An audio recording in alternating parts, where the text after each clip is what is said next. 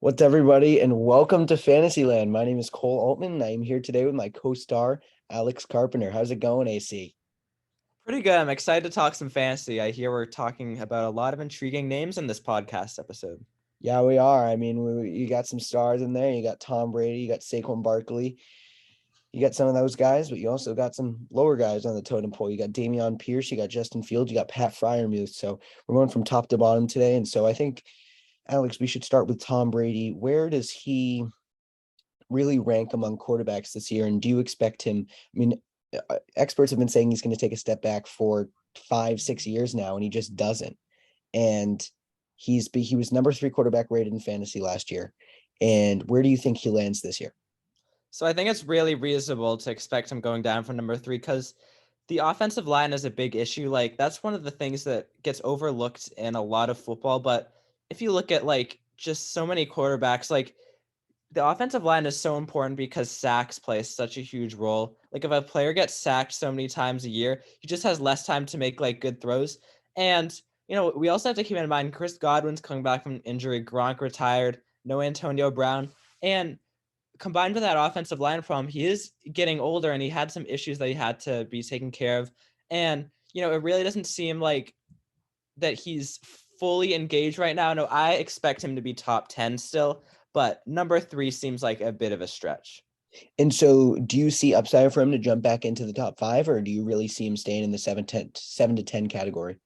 It all depends on touchdowns, which I think the Buccaneers, because their defense is so good, they don't have to rely too much on offense.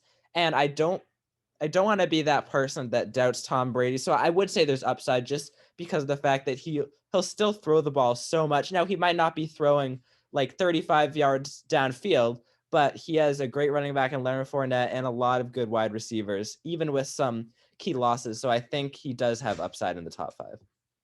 So moving on to Tua, Tua even last year was not a great fantasy QB, but he was top 15. I mean, he was a mid end QB2. Um, Getting Tyreek Hill could really change his fantasy outlook, and it could really change Jalen Waddle's fantasy outlook and all the other X factors there. So, what do you think the fantasy impact is for Tua Tagovailoa? Yes, that is a That's how hard you name to pronounce it. pronounce. Um, so I don't think he brings too much rushing upside, and it really depends. Like, he just doesn't throw the ball that far downfield, and when that happens, there's less of a chance for touchdowns.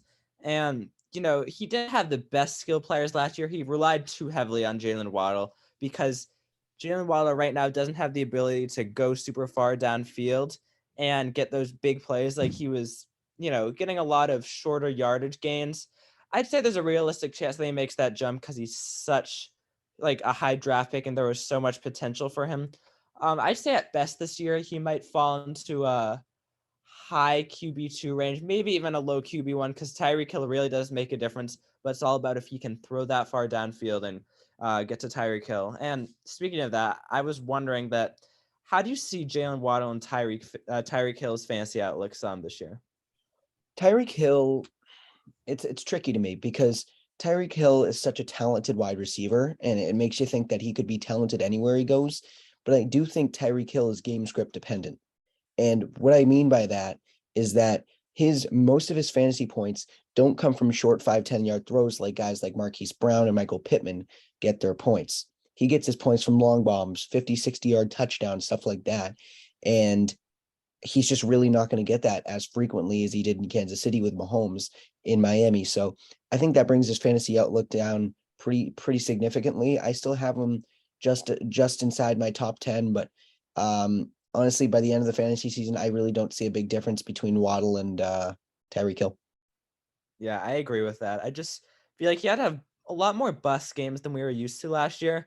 And, I think part of the reason why is because he's such a long ball dependent player where if he doesn't have those big gains and, in a lot of games he just wasn't getting a ton of deep throws his way. And let's be honest, Tyreek Hill can say all he wants, but Patrick Mahomes is such an upgrade compared to Tua. And I just don't really see him being really that close to the top 5, maybe not even top 10.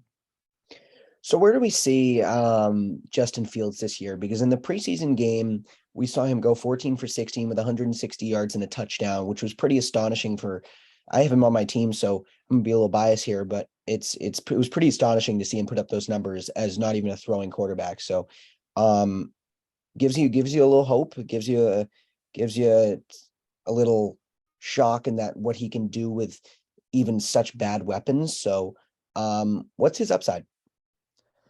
So I'd say his upside is honestly, I think a low QB1 because of the fact that he has immense rushing upside. But that's a very tentative low QB1 because his weapons are probably one of the worst in the league. You got Darnell Mooney, which is a really solid number two wide receiver guy on most teams, and maybe he makes the leap of being a good wide receiver one on a squad. But besides that, like you got really besides that Cole Kmet, which is he's gonna be a nice year two tight end, but he's not a number two option. And that's why I think his Justin Fields upside is a little bit limited. I would agree with that. I feel like if Chicago can find some way to bring in a weapon there, um, Justin Fields' upside skyrockets into the territory of even next year, not this year, but if they can bring in someone next year, it skyrockets. It's in the territory of guys like Jalen Hurts because they have kind of the same skill set. Jalen Hurts can't really throw, and Justin Fields is a better quarterback than Jalen Hurts. Jalen Hurts is close to losing his job if the Eagles don't do well this year. Yeah. So um, I see Justin Fields as a huge X factor in dynasty leagues, and he has upside for this year as well. But I just wouldn't rely on him too much just because of his weapons. Yeah, I agree. He should definitely not be anyone's starting quarterback at the beginning of the year. But if you're in a dynasty league, hold on to him because let's be honest, if he was on the Eagles with all those weapons, I think he'd be a little bit better than Jalen Hurts. I agree. So on to running backs. There's a guy who has burned me multiple times in a few years. I had him the year I drafted him second the year he tore his ACL. Saquon Barkley really is not a player I am drawn to just because of all the issues he's caused me in the past, but I really do think he has upside this year. And I wanted to catch your opinion on that. Mhm. Well, I think the biggest thing is while the Giants' offense is relatively similar from last year, you have Brian Daboll as the coach, and the stuff that he was able to do in Buffalo was insane with Josh Allen. And they definitely need a new change of culture. Like for whatever reason, Joe Judge just didn't work out for them. And I think the biggest thing though, like you can say all you want about what's his name, Kenny Galladay. He doesn't seem to be there, but like you have Kadarius Toney entering year two.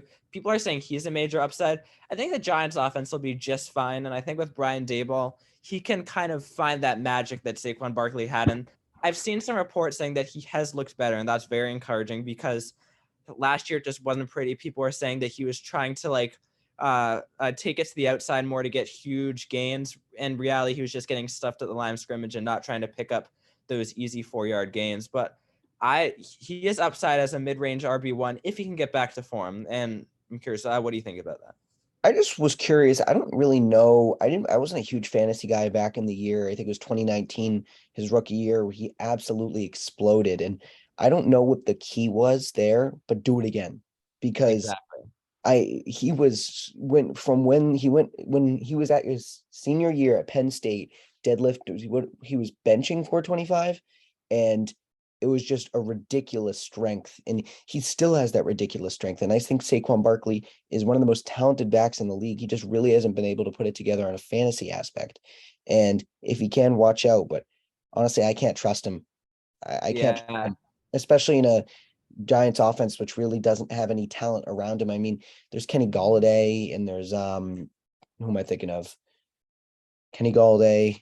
Help me out here. Oh, Kenny Kadarius Toney. Darius Tony, yeah, those kind of guys. Oh, You just don't really have much elite talent around him, which most elite running backs do. So I just can't trust Saquon Barkley, but I agree with you. He does have a ton of upside if he can put it yeah. together.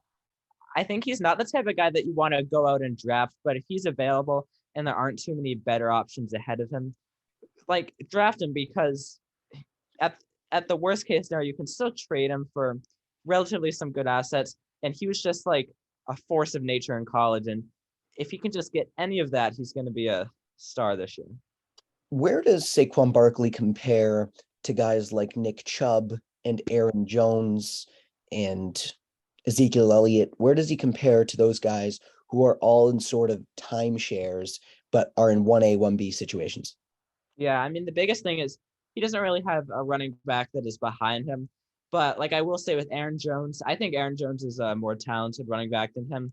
But again, the timeshare is an issue. Like as we see, it's not all about being the better running back. Like we saw last year with Najee Harris, he was not efficient that at all. But he just got so many touches and he was able to make the most of it. Like even a guy like what's his name? Like David Montgomery, he's not a back that I like, but for a lot of the time, he was getting a lot of the workload. And while he might not be a super talented guy, he was still someone that would get you points. So when we compare them right now, Saquon Barkley is not as good as Aaron Jones. Um, last year and the years prior, he's been relatively similar with Ezekiel Elliott. Maybe in Barkley's rookie year when he was really good, he was better. Who's the other? Oh, Nick Chubb. And then Barkley just has catching upside over Nick Chubb because Kareem Hunt's going to be that back. So out of all those backs, Saquon Barkley has the most upside, but then again, he also has arguably the worst offense. So that's the issue. I agree. I mean, I especially feel that with running backs today, it's important to have a high floor because running backs are really the most important position in football.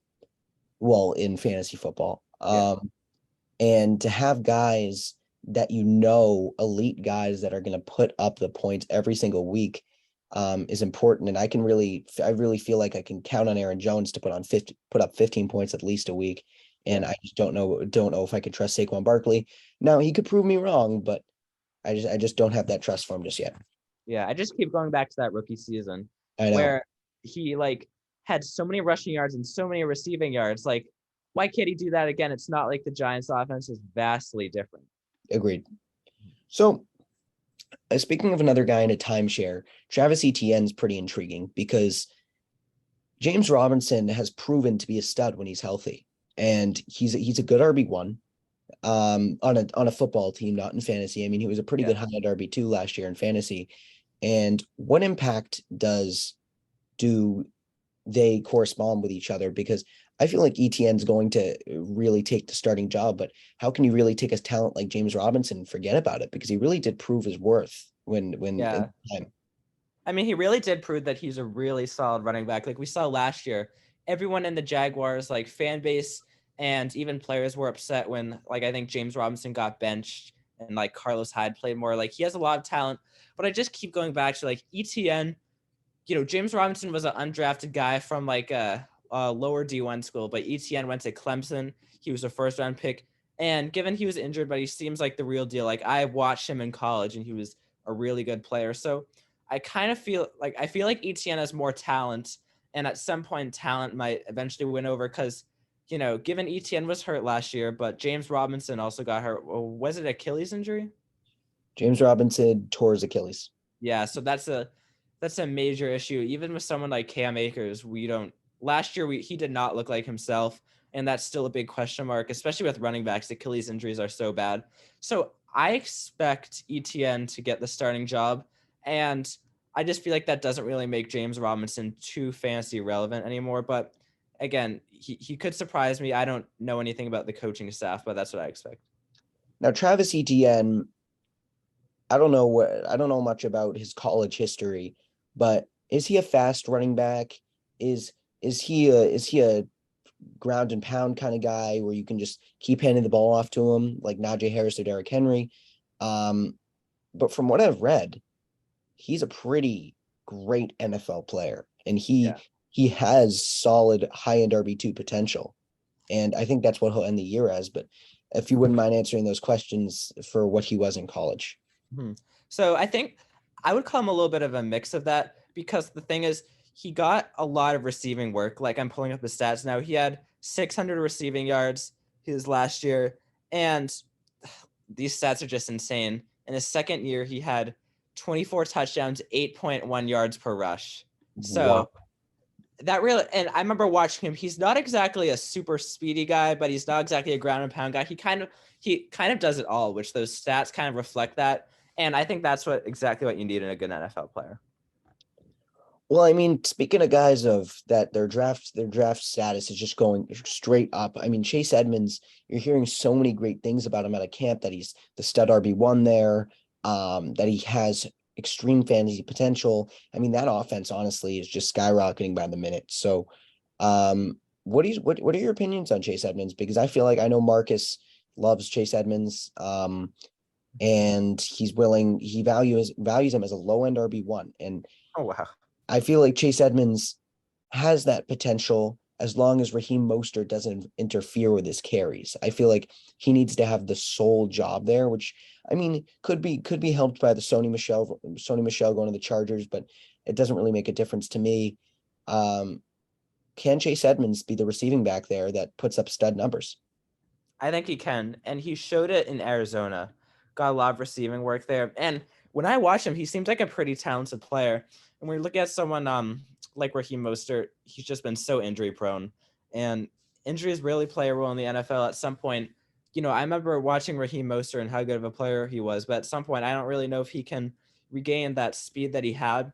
And Edmonds has just played more football recently than Raheem Mostert, and if all the reports are true, like at some point you want to establish an RB1 in your offense because it's so hard for an NFL team to have a timeshare because a guy needs to get into a rhythm. So I think if he can get the RB1 job, Tua is still going to have a lot of shorter throws, and that just puts a ton of more work in for Edmonds. And with a great Miami offense potentially, I think he could be a mid-range RB2, and depending how much he plays, he could skyrocket with that. How can Tony Pollard be an impact on the Cowboys offense? Can he impact Ezekiel Elliott's fantasy production? Can he impact CeeDee Lamb's fantasy production? Because Tony Pollard not only was the receiving back there, but he had the highest efficiency rate out of running backs in the league. Yeah, I really wonder about that because just from the eye test, Tony Pollard looks a lot better than Ezekiel Elliott. And it's not like Tony Pollard is injury prone. He wasn't even injured last year. I think part of the reason why Ezekiel Elliott is playing so much, I think he got a contract, right? He did. Yeah, so I think it could be a little bit of a money reason. And, the Cowboys could feel like he's the more stable back, but I really feel like as the year goes on, if Tony Pollard continues to prove he's better, at some point the better player plays more. And, Tony Pollard could have more fantasy value than Zeke. It's definitely not out of the question. Right now I see Ezekiel Elliott as a mid-range RB2, Tony Pollard as a fine flex play. But again, if Ezekiel Elliott's out, like that puts Pollard easily into the RB1 mix. I mean, Tony Pollard was really insane last year when he got the ball. He was averaging 6 yards a carry, which is just ridiculous. I mean, I'll just look it up real quick. I feel like that's less than Jonathan Taylor's was. Let me take a look here. But Tony Pollard just overall is just such an elite. He's so quick.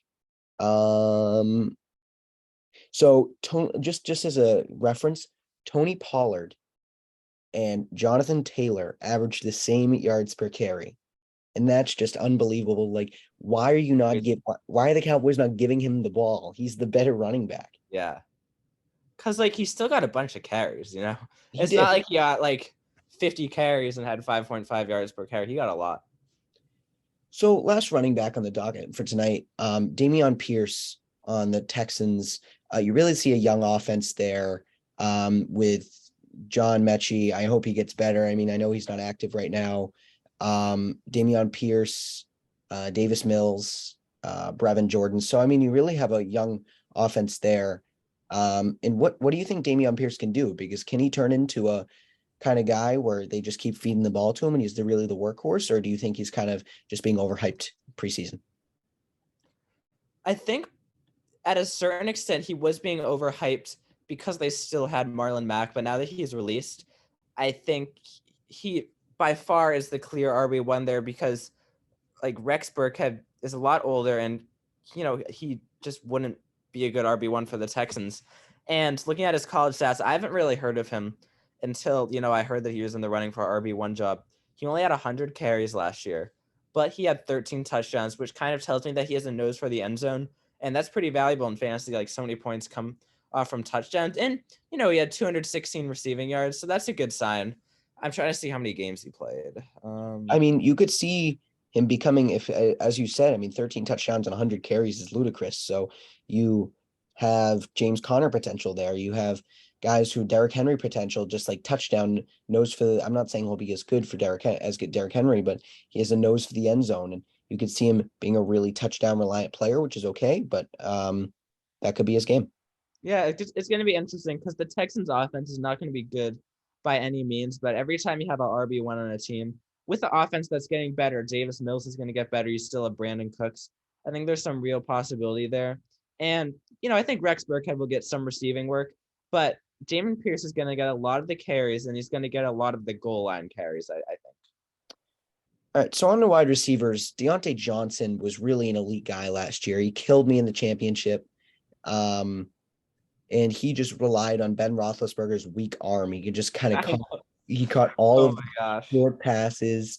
And where do you think his place is this year? Because they have Chase Claypool, who's a guy who can spread the field. They have George Pickens, who I'm higher on than any player in the league. And where do you think Deontay Johnson fits into that offense this year? So I think I wouldn't say a significant step down because he still is going to be pretty good this year. But those throws from Ben Roethlisberger got so much of his points. And with a quarterback like Mitch Trubisky, sure, he's not going to throw super deep downfield, but I think he's going to tailor more to Chase Claypool because Chase Claypool, runs longer routes downfield and he can get more deep passes, especially with George Pickens, though. Like, it's a very crowded offense. And even Pat Fryermuth, which I think is another guy that we're going to talk about soon. There's just so many weapons in that offense. And again, you have Najee Harris. So it's a very deep offense. People are saying George Pickens could be the guy. And I've also heard reports that, that kind of backs up that claim that Johnson's going to definitely have a reduced fantasy role. Right now, I'd still say he's a wide receiver too, for fantasy. But I wouldn't be surprised if that goes down a little bit because we know in football, people's roles can change drastically year by year. Agreed. So, I mean, in this electric Chargers offense, no pun intended, you have Mike Williams, you have Keenan Allen, you have Austin Eckler, you have Donald Parham, you have Justin Herbert. So you really have such a young and amazing offense. Mike Williams, huge upside this year. He was great the first 3 weeks of last year, then kind of went to sleep and then kind of developed back into what he was doing at the beginning of the season towards the end of the season. So he was a little inconsistent. And I love Mike Williams. I just don't know where he really fits into that offense. Like, he does the same thing Keenan Allen does, but he can run long.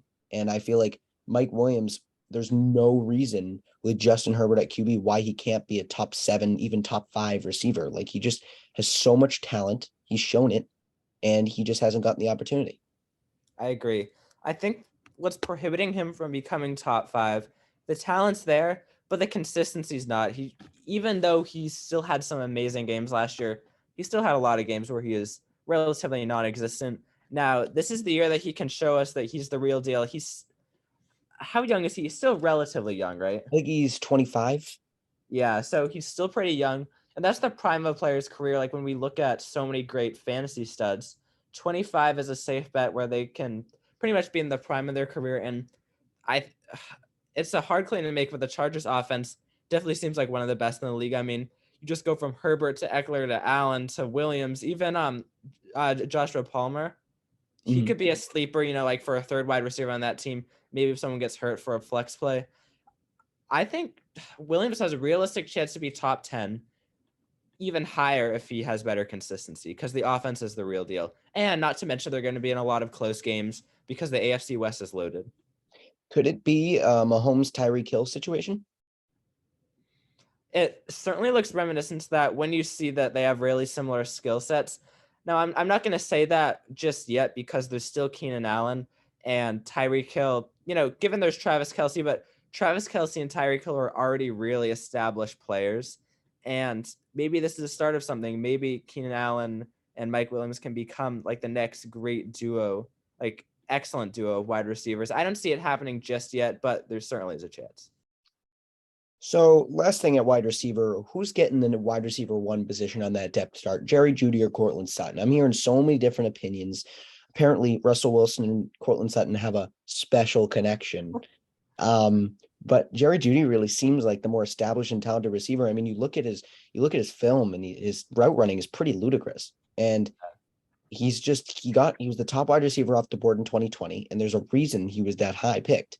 And they didn't pick him that high just to sit him on the bench and be the wide receiver two behind Cortland Sutton. So what are your opinions on that? I think he's definitely the better talent, but again, those reports saying that Cortland Sutton is Russell Wilson's favorite target is very intriguing because Sutton is also the veteran. He's played more in the NFL than Jeudy. And I get Jeudy wasn't healthy last year, but he definitely underwhelms the games that he did play. So I'd say Sutton right now, but it really could become a situation where because Russell Wilson is so good, again, people have been saying this comparison all along, and I don't think it's exactly right because I think DK Metcalf and Tyler Lockett are a little bit better as a tandem, but it could be an example where they can support two very good wide receivers on the same team. Yeah, Cortland Sutton, as I said in the last podcast, Cortland Sutton was my bust pick. He's damaged me so much in the past. I hate him so much. And I've had him the last 3 years and he's disappointed me all 3 years. So Cortland Sutton just really, I don't know. I just feel like a Saquon Barkley, I find it hard to trust him. I agree. And who knows how that situation is going to play out. All I know is that offense is going to be a monster. Yeah. I'm just going with the reports that Wilson likes Sutton better, but he's just underwhelmed last year. Like, even though I didn't have him on my team, I just found it annoying because I think he signed a new contract and there was a lot of hype with him and he just didn't really have it. Yeah. All right. So the last player I want to talk about tonight is Muth. Oh, yeah. And so Freiermuth, I mean, what's his upside? I mean, he's already a low end tight end one, but could he jump higher? I mean, Pittsburgh loves him. Yeah, I totally agree. I think low end tight end one is fine right now because he has so much touchdown upside. But then again, he's arguably the fourth option on a team that, is going to be giving the ball to Najee Harris a lot. And let's face it, I think defense, they're going to be focusing a lot on defense.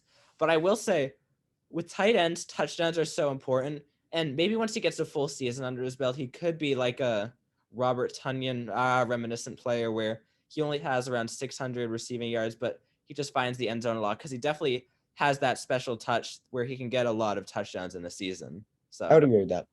Yeah. All right, Alex. I appreciate you being on, man. My pleasure. We got to have you on again soon. I mean, we had to do it over Zoom this time, but maybe another time we'll have you over. Oh, yeah. I got to check out the new podcast. Got to check out the new podcast room. All right, everybody. Thanks for tuning in. We'll see you next time.